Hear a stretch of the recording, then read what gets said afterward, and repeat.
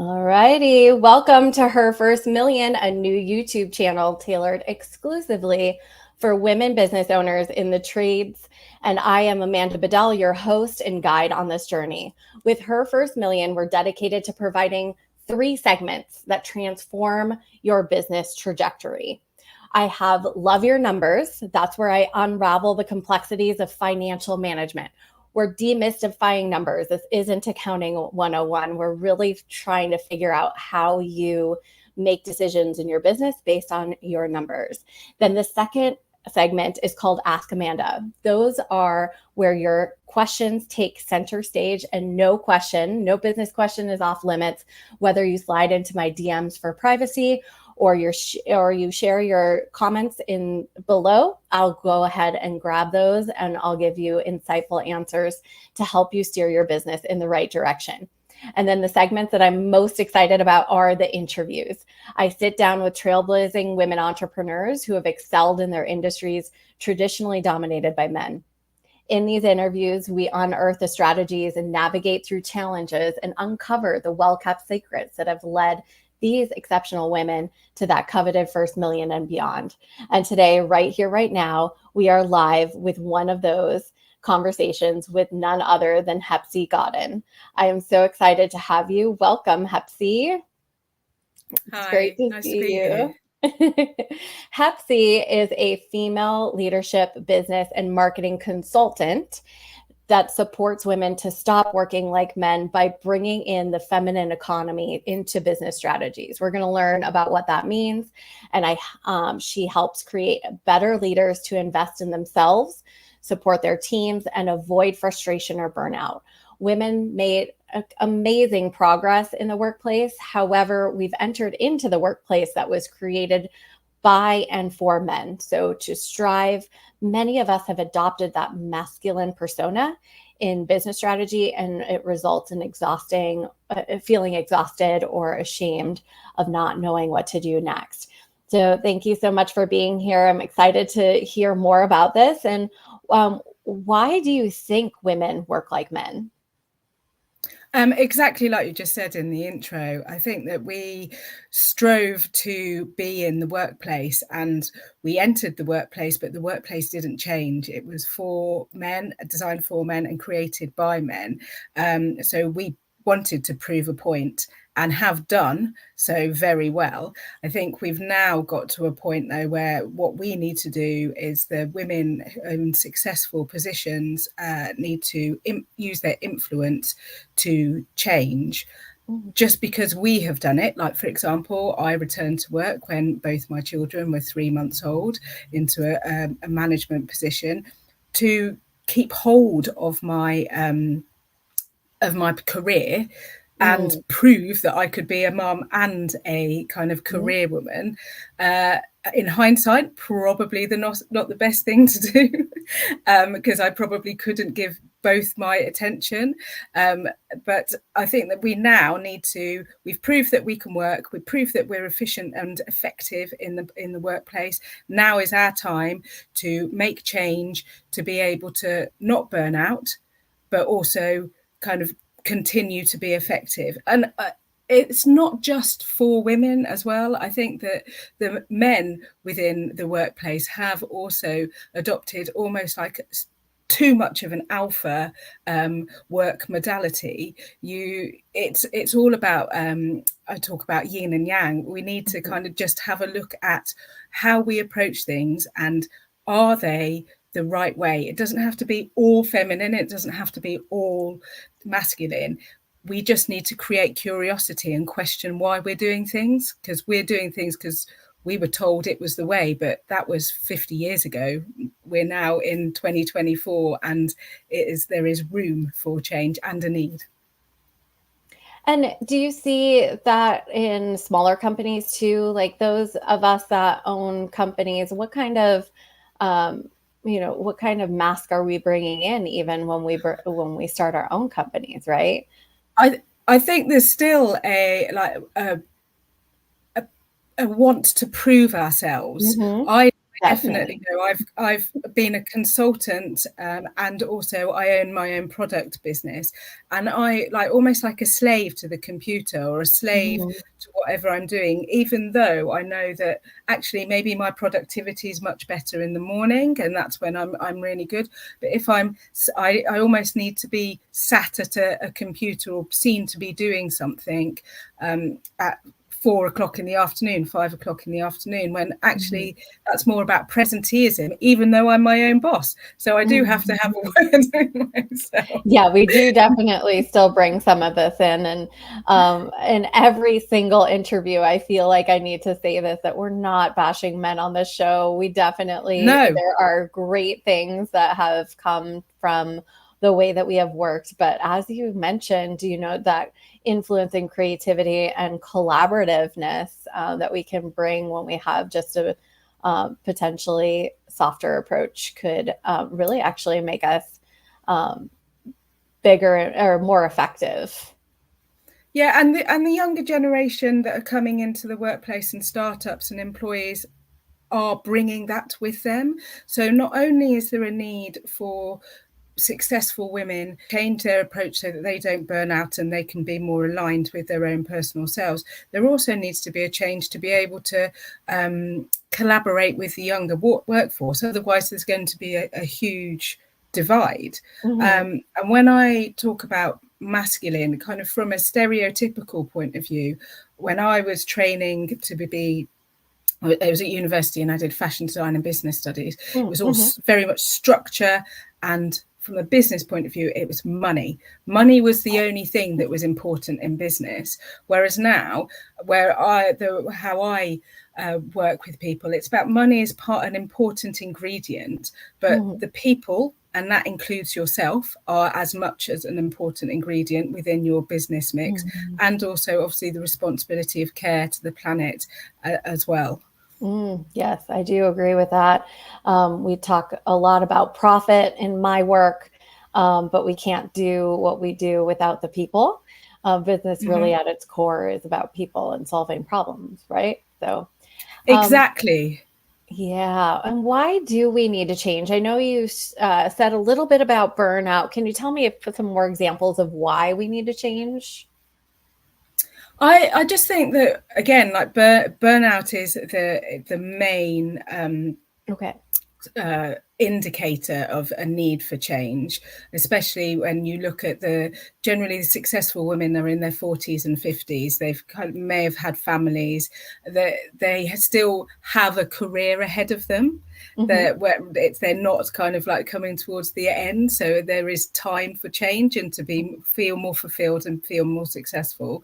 Also, as I spoke about earlier, the gap between the next generation and now is huge, and we need to be able to, in order for successful businesses that are deemed successful now to continue, there needs to be an understanding of the next generation and how that they want to work. And I think if you kind of look to the past for an indication of the future, and you have a look at the 1920s, when the young had gone through World War One and the flu, the Spanish flu, which is very similar to the pandemic that we've just been through. The youth of the 1920s demanded change then. They weren't going to sit around and do the same thing. And I think that it's just been a catalyst, almost like the pandemic, not only for the awareness of change needed for women to work, but also the awareness of the entire structure of business for the next generation to come up. Oh, I feel like we could spin off on a whole different show there, because I am fascinated I am an older millennial, not quite Xennial, but I have millennial tendencies, I say. And it was just like, everyone wants to pick on the millennials, but now we've got Gen Z in the next group coming through, and there's just so many ideas and change and how we're disrupting what work was like then. I love that example, though, bringing us all the way back to the 20s and that parallel of the pandemic. So Oh my goodness, I want to dive into that, but we're not gonna, because we're gonna stay on topic. Because this show is all about action, and I want to get some action items. Like, how do we create change? So we're talking kind of elusively on, what the masculine strategy is.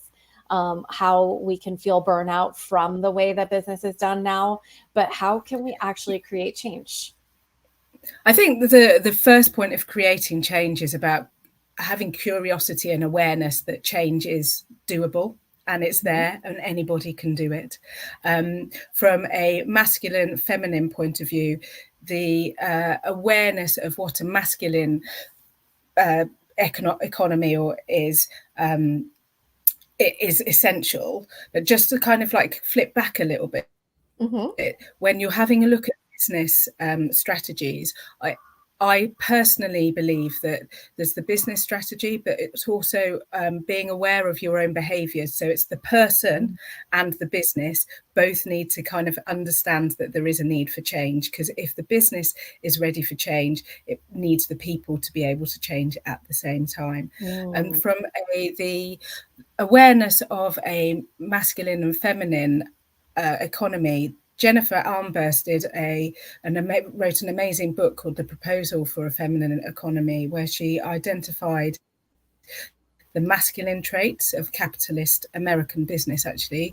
And they were things like scarcity, profit worship, hierarchy, individualism, competition, linear growth, and ego. And then she countered it with a feminine proposal for the feminine economy, which included abundance, gratitude, empathy, ease, collaboration, cyclical growth. So when you look at things just like growth, there's always that relates back to profit, or the line must go up.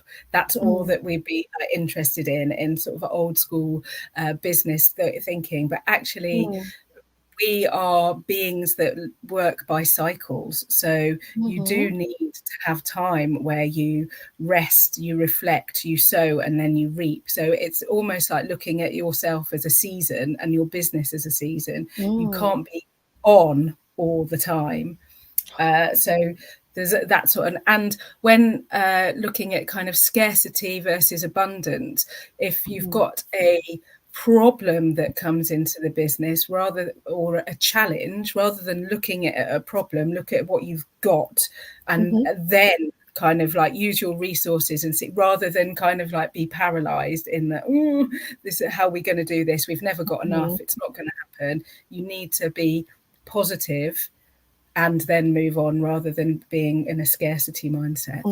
We can't innovate when we're looking just at what we've done in the past, right? So being exactly. There needs to be reflection, and we need to learn from mistakes, but then we need to go on. And then also a massive thing is collaboration over competition.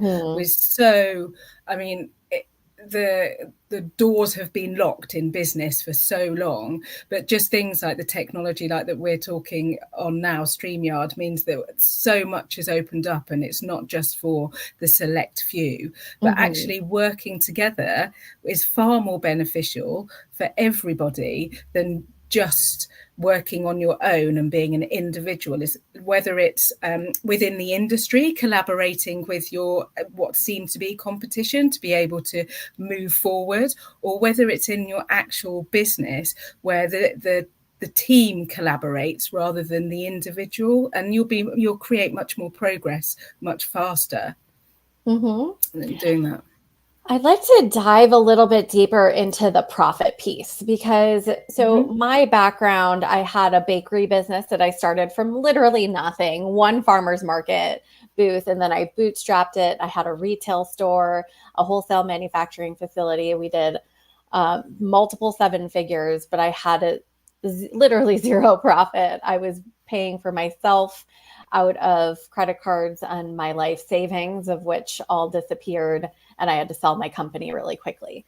So my backdrop really is around profit. And I just want to highlight that, because what I've seen in some women, and this is what this channel is, Her First Million, that we tend to be afraid of money and or think that nope, that's the masculine and we want to soften it up. And I just want to clarify and show the parallels of how profit can be good in that abundance lens. If you have any thoughts on that. I think that there's profit is great. And again, I think that you hit the nail on the head that women are very, in general, scared of money, scared to talk about money. It kind of like, it does paralyze us, and we give it ourselves our own glass ceiling because we're especially in the UK, we're not educated on money. It's seen as power. It's not seen as a kind of a currency like time and things like that. I think there's a huge educational piece that's required at all levels for everyone on what money is and how it can be used to make you successful. And then the whole profit versus growth, and people asking the questions, do you want to grow, or is growing and becoming larger and larger actually something that will make you profitable? Right. It's what do you want? And that goes back to the way that I work, in the fact that you need to know what you're doing and why you're doing it, because just because you're growing doesn't mean that it aligns with what you want, because actually you could be a very successful artisan baker and be hugely profitable compared to someone who's got a wholesale company that's turning and churning, and it looks like on the revenue that you're incredibly successful, but when you delve down deeper at all the outgoings and everything like that, you're actually in loss making.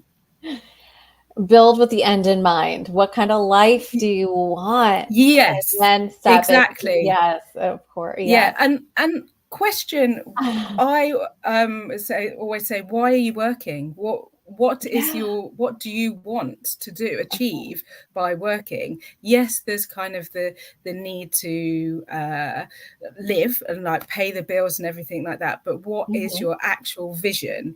Like, just you not many people actually want world domination in baking goods because it's very stressful. I did, but I wanted a gluten-free bakery in every major city in the US and then go international. But that's just me and my entrepreneurship going on the way, the big ideas. But it always had a community piece that was attached to it. So it had so much more than that profit piece, but I just see it so often that specifically women tend to not take their cut out of their businesses and continue to put it in. And I just say, your business is going to eat all of your money regardless if you just keep letting it. So if you can find, it's less about finding the money and just doing it. I think about an example of, and what I mean by that is doing it as in giving yourself a livable paycheck. You can figure it out. I give the example of when I hired my first GM for the first time. I took a 4-day vacation from my bakery business and could directly tie $25K worth of sales that were not in my business because I wasn't there. So my systems, and I was definitely an owner operator. I was there all the time. But I found the money for the GM, like it just appeared, right? But I still was living off of my own. And it's there is that saying of you need to walk by faith, not by sight sometimes. And when you know that you need to have a break and actually expansion is possible, you do need to then sort of like find the money, and it will arrive. But like I said before, it needs to be totally in line with what you want to do. So if growth is part of your strategy and that is what you need, then you will find the money. But if, for example, I have owned a product business with my sister for the past decade, and we're trailblazing in the fact that she lives in one part of the UK, I live in another, and we've kind of always like been able to do it, had fulfillment like centres and everything like that. However, what we did was we were almost like slaves to the business. Like we would sacrifice our salary to be able to pay for the products to come in. Yeah. And then actually that was completely incorrect, because that meant that then kind of like drained our life, so that we then didn't have the right energy to put back into the business. And it's really hard but very important to work on your business as well as in your business. Yeah, you kind of get angry at the business too, because there's animosity towards it. When I was paying my staff more than I was paying myself, and you just start to feel, ungrateful for the staff. Like, it's just not a great place to be. Yeah, In any case, it's why. yeah. Should we shift from one strategy to another? Like, what does that look like? I don't think that we need to polarize from one to the other. What I believe we need to do is just question the way that we've always operated, because I think people very easily just fall into, this is what I do because this is what we've been told to do, whether it's from a business qualification or just society in a whole. It's that, well, success equals lots of money, success equals having huge businesses, when again, going back to, success is what you deem your own success, and you have to be very comfortable in your own path. But what we tend to do is operate like sheep and want to prove the success to everybody else, and that's where you become, it jars almost, because you become, on paper potentially there is like success, like, oh, well done, you've created this much growth, but you're not happy. And when you're not happy in your business, it will rub off onto your colleagues, onto the way that you are operating, and eventually things will start to break down and you won't be happy in your business at all. I was kind of giggling because that's exactly it. I mean, on paper, I was so successful. Outside the store, there were lines out the door, like seemingly successful from the outside, but inside I was just suffering, not sleeping, like doing. And I love the word, you keep saying it, and every time you say it, I like hit me back, because I even now the word is prove. And even now, I want to prove to myself that I can do all of the things and show everybody that this can be done, and I did it. Because that bakery failure, I call it a failure in kind of my ecosystem here, and all of the learnings. It was definitely a fail forward. It was all the learnings. I wouldn't be here without it. Absolutely love it. But that proving that I can do it again, I can do it better. Just like that. Man. Yeah. Well, and it's, why do we need to prove ourselves? And I think that totally goes back to the women coming into the workplace and that we were successful. And it's that there is that element that's kind of like generational almost, in a way, that we have to prove ourselves. And there is, if you kind of delve deeper to it, it's probably all to do with survival instinct and things like that. However, I also think that when you are working, whether it's in your business and also even if you're an employee, understanding and knowing your own personal values is incredibly important, and making sure that the business that you're working for has like the right values that align with yours as well. And that I feel has only just started to kind of come into business working. I think businesses have had it possibly as a tick box thing, but from a personal level, you need to know why you want to work for this company and what will it give you. because a lot of people, and I know this kind of is a bit altruistic, it would be great if people worked for people that they wanted to and businesses all the time. But even if you are in sort of just a standard office job, you still need to have motivation as to why you're working.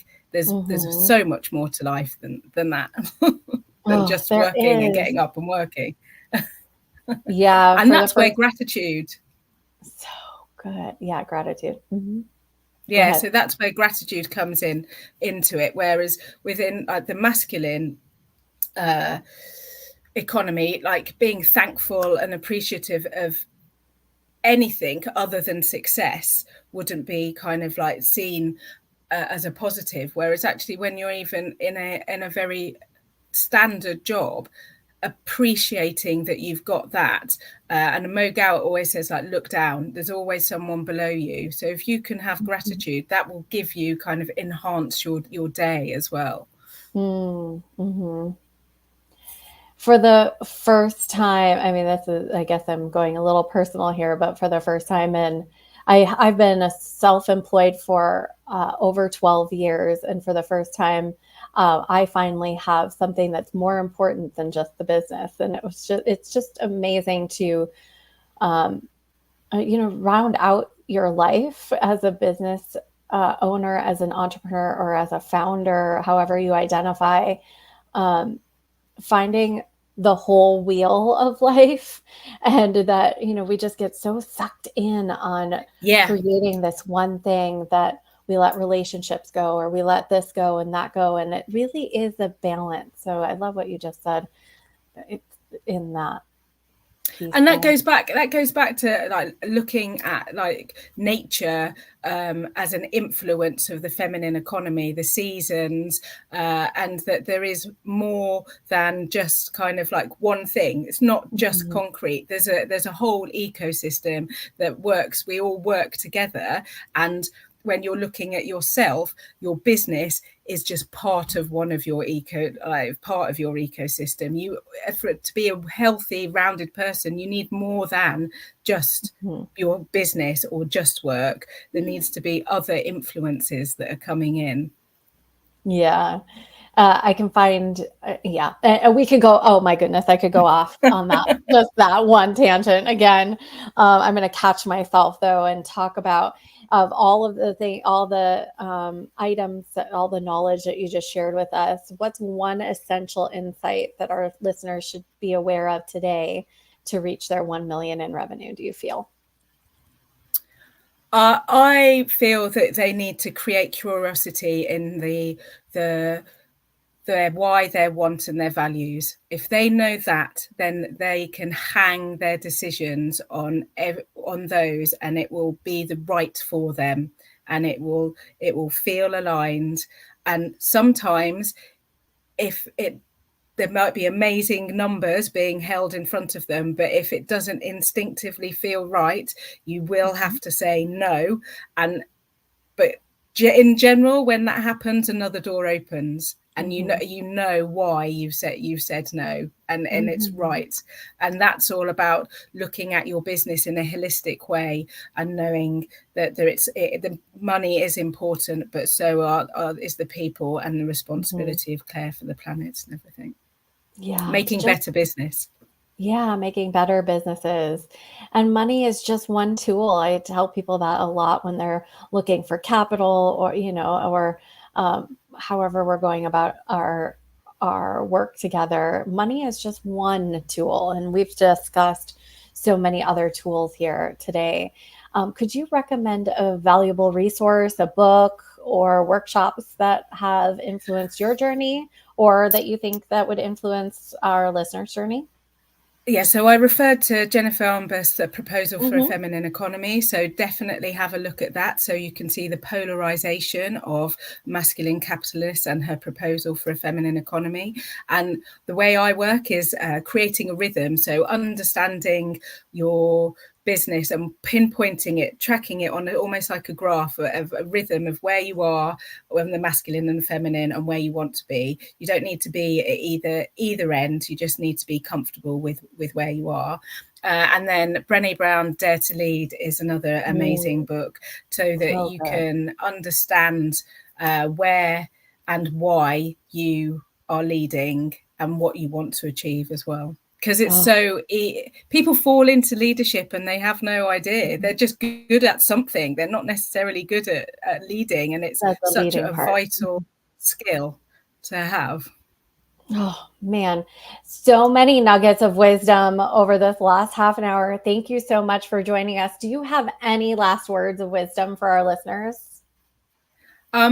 Again, just know your whys, your wants, and your values. And if you would like to follow me on Instagram at hepsiegoodin.com, just at Hepsie Goodin, that would be great. Thank you. Awesome. I will go ahead and put that into the description here later today for all of you that are watching now or listening later. The description will have all of the resources that Hepsie just mentioned, including her Instagram channel. So please find her and follow her.